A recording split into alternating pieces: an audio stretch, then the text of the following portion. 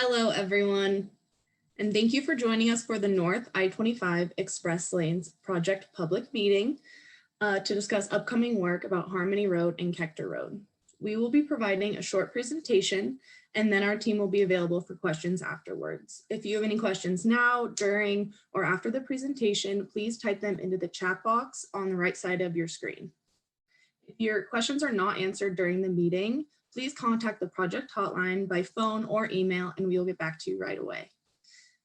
Contact information will be provided at the end of this presentation. If you missed anything or want to see the presentation again, don't worry, all documents will be available on the project website later this week. Without further ado, go ahead, Cassie Watson, our project manager with the Kramer IHC joint venture. I would like to give an overview of the entire I-25 North Express Lanes project from Johnstown to Fort Collins. It's a 14.5-mile expansion of I-25 where we will be adding an express lane in each direction of I-25 from State Highway 402 to just south of Mulberry Street. We will be constructing all bridges and retaining walls to accommodate the ultimate 4-lane configuration of I-25. Improved bus service performance and reduce each trip total by 15 minutes by adding a new bus slip ramp from I-25 in each direction with access to the new park and ride at Centera Loveland Mobility Hub. The project is expected to complete at the end of 2023. At the north portion of this project will include improvements at Kecter Road, raising I-25 to prevent the 100-year storm from overtopping I-25. We will be reconstructing Kecter Road Bridge to accommodate the widening and these improvements on I-25 and increase safety operationally along Kecter Road.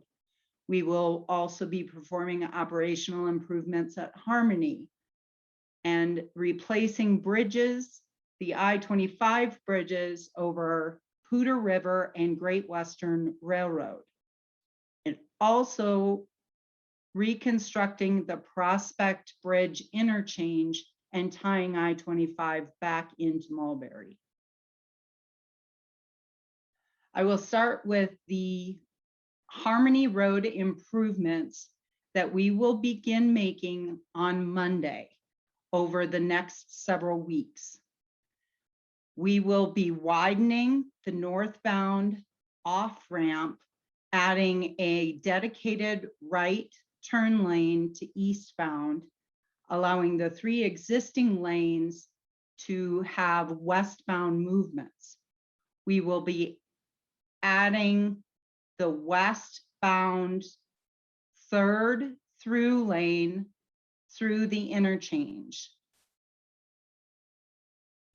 The westbound to southbound left-hand turn pocket will be lengthened to provide more space for vehicles and limit the backing up into the intersection at the northbound ramps in Harmony. The 3rd through lane will continue west of southbound off-ramp and on-ramp, widening the pavement and continuing that 3rd westbound lane until it meets up where it's 3 lanes today. These improvements will allow for more capacity without backing up through these intersections. In order to do these improvements, we'll be taking intermittent nighttime lane closures over the next several weeks. There will be a nighttime full closure of Harmony required to restripe into this final configuration that is expected to be the first week in May. These improvements are expected to be done prior to closing the East Frontage Road north of Kecter. Additional signal upgrades will be done later this year at both intersections. And with that, I will turn it over to Nathan Corbin, the Joint Ventures Project Director. Thank you, Cassie. Excuse me, I'd like to talk about the East Frontage Road closure. Starting on May 10th, the project will be permanently closing the East Frontage Road from Kecter Road to the south to the Sweatsville Zoo Road on the north. It'll be a hard closure at Kecter Road and what we call a soft closure at this Costco access along Sweatsville Zoo Road. Local access will be maintained to the Connell Resources Pit and will have a hard closure just to the south of there. This is all required for the widening and improvements along I-25. The new alignments of the northbound lanes kind of go over the top of that existing frontage road.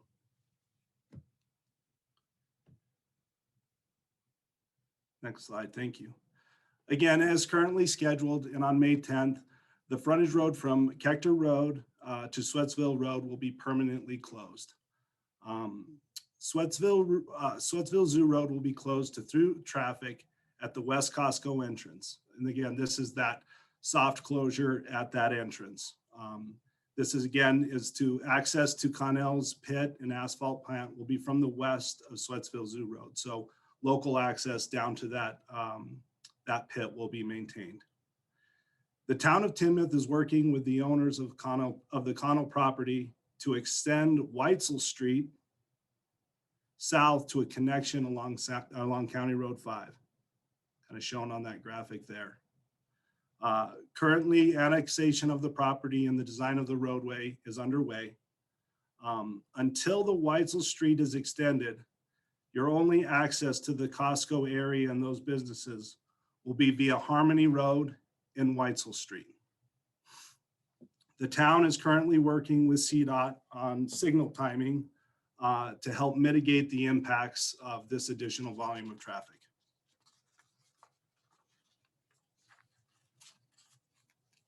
Also want to talk about the new configuration of Kecter Road. So later this fall, starting in the fall of 2021 and through the spring of 2022, we will be reconstructing the Kecter Bridge and Kecter Roadway, along with a portion of the West Frontage Road. Some of the safety and operational improvements included with this work is the addition of a roundabout on the west side of I-25 at the West Frontage Road intersection that will help increase traffic operations and safety. We'll be adding additional sidewalks, pedestrian crossings, and bike lanes in both directions along Kecter Road and on the bridge to help with that mobility through there. All of this widening of the I-25 bridge and the lanes on I-25 require the reconstruction of the Kecter Road Bridge. We'll also be raising I-25 and building some bridges on I-25 that will help prevent the area from overtopping in a 100-year event. So during this closure, again, that will start in September of 2021 and run through April of 2022, we're going to have some detours in place to route traffic around the closure area. It's important to note that local traffic will be able to access Island Lake on the west side and Ponds Drive on the east side. So there will be a soft closure at County Road 5 where the detour will start, and a hard closure just at Ponds Drive. And on the west side, there will be a soft closure at Strauss Cabin Road with a hard closure just to the other side of the Ponds Drive. The eastbound tour will direct traffic north on Strauss Cabin Road, then east on Harmony Road, and back south on County Road 5 to Kecter Road. The westbound detour in the opposite direction will take traffic north to County Road 5, west on Harmony Road, and then south on Strauss Cabin Road back to Kecter. It's important, and Cassie touched on this a minute ago, the improvements along County Road, along Harmony will be complete by the time we close Kecter Road, which will really help with this detour and mobility along Harmony. And State Highway 392 to the south will be open and operational during this closure as well. That will help with some of the congestion. And with that, I'm going to turn it back over to Bailey to wrap up the presentation. Thanks, Nathan. Does anyone have any questions at this time for our project team? We also have someone on from the town of Timnith, and he can take any questions as well. If you don't want to ask your question here, please feel free to contact us through that email, northi25expresslanes@gmail.com, or the phone number on the screen, and that will go directly to our project team and we can get some answers and get back to you. And then Eric's information with the town of Timnith is also at the bottom of your screen. Wait, did we get a question down there? Oh, yep. I will show the ultimate plan of Kecter. Nathan, do you want to talk us through the slide just one more time for Kathleen? Sure. So again, the new alignments in the vertical profiles on I-25 are requiring us to reconstruct Kecter Road and the bridge over I-25. So there will be, again, a single lane in each direction along Kecter. There's a large roundabout on the west side of the road that will help with that stop condition that's currently up there along the west frontage road. Will really help the mobility and operations with that kind of minor interchange there. And there will be bike lanes with the work we are doing. And they're a little hard to see, but they're adjacent to, they're along the side of the asphalt. Again, there's a sidewalk outside of that as well, but there are bike lanes adjacent to the travel lanes, dedicated bike lanes being constructed. I hope that answers that question. Looks like we have another question coming in. Will there be any access from Kecter Road south to Highway 392 on the frontage road? So I believe they're talking about during the closure of Kecter Road. So during the closure of Kecter, there will be local access along the west frontage road up to the marina there. But during the reconstruction of that road, you will not be able to get up to Kecter Road all the way until the frontage road and the roundabout are constructed. So you won't have through access. I guess a better way to say this is you won't have through access along the west frontage road up to Kecter during that 7-month closure. And everyone, please feel free to ask your questions at this time. Just type them in the chat box. So it looks like we have another one. Will CDOT be working with the municipalities in signal timing in all the offsite roads since traffic will be pushed to other places? Yeah, this is Chris Faisler with CDOT. We realize that Harmony is not a wide open road. It's a little bit congested these days. And we do plan on working with our local partners to find out the optimized timing on signals. And that may work down on 392 as well, as I know some people will probably get around that closure down towards 392. Perfect. Thank you for answering, Chris. There will be no information about the Johnstown area specifically in this presentation, Patty, but if you want to email the Gmail, I can get you some area specific information. Another question here, will County Road 5 be open from Harmony to Highway 392? Eric, maybe that's a question for you. I believe it will be open by that time, but that's not our project, so maybe you can speak more to it. I can speak to it. That is actually a Town of Windsor project. So for details, they need to contact the Town of Windsor. However, they are telling us that County Road 5 should be reopened in June so that it would be open when Kecter is closed. Perfect, thank you. And then I believe our project team can also answer, on the west frontage road, once it's open between Kecter and 392, will there be barriers between I-25 and the frontage road? I'll take that one. The answer is yes, there is guardrail going up that will separate I-25 from the west frontage road, pretty much the entire length of that frontage road. Perfect, thank you, Nathan. Anyone else have any questions while we're on here? Okay, so one more question. When the project is complete, will there be 3 lanes in each direction all the way to Mulberry? So the third lane will be the express lane at the end of this project. But yes, there will be 3 lanes in each direction. Thank you, Cassie. And again, everyone, you can just hit the chat function at the bottom of your screen, and that will bring up the chat box for you to type in your questions. Another question came in. I think our CDOT people can take this. Who will manage the express lanes? I guess I'm kind of curious, not sure exactly what you mean by manage the express lanes. If you're looking for a specific entity, or if you're just wondering if that is part of a CDOT roadway as opposed to a public-private partnership. It will be a CDOT roadway. Express toll. I am not sure who the entity is that's doing the actual managing of it.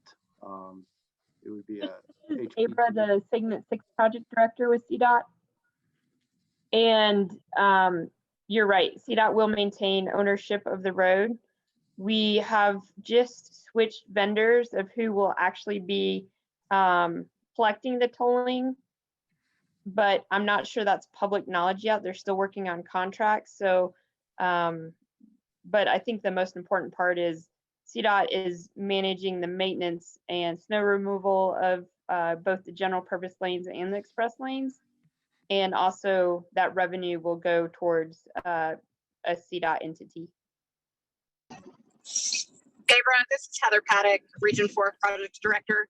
And HPT, our High Performance Transportation Enterprise, they do manage all of the tolling, the toll revenues, and the toll pricing. So they are sort of a branch, they're an enterprise of CDOT, but they will be collecting that revenue. We do have a vendor that actually does the collection, but they manage all the funds. And all the revenue on the I-25 corridor express lanes from Fort Collins down to Union Station, actually I should say down to US 36, gets invested back into the I-25 corridor. Thank you so much, Heather. We have a few more questions coming in. So what happens to the east frontage road from Timnith north to Prospect Road? Nathan or Cassie, you guys want to take one of these or this one? Yeah, so the east frontage road from Timnith north to Prospect,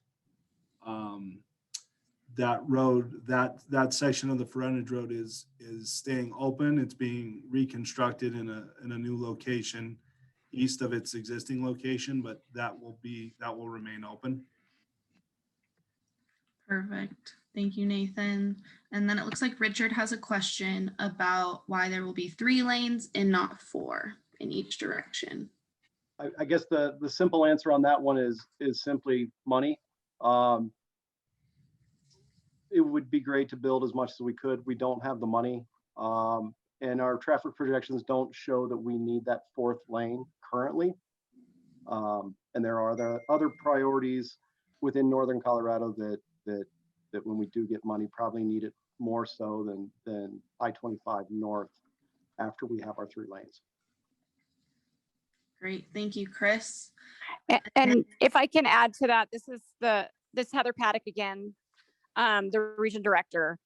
With that said, the EIS did identify a 4-lane section, and all of our design plans and what how we are building this job is considering the 4th lane.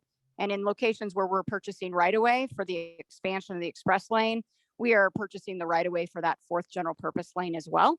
And so we are planning for that. But yes, as Chris mentioned, it is a financial reason that we are not building the third general purpose lane. Thank you, Heather. And then there was another question, will the 100-year flood be routed under I-25 north or south of Kecter?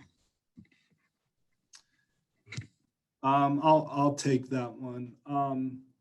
So actually Kecter is a kind of a unique situation there. The primarily most of the flows will be routed under I-25 south of Kecter, but there will be a few culverts north of Kecter that will pick up some secondary flows in a 100-year event.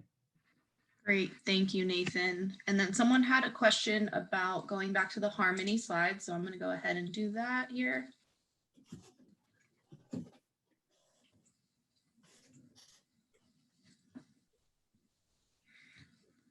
Okay.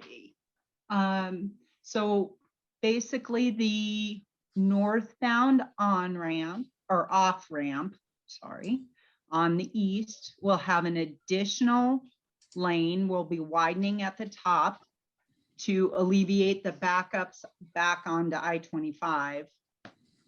And then there'll be a third lane. Right now, there are only 2 lanes, westbound and eastbound.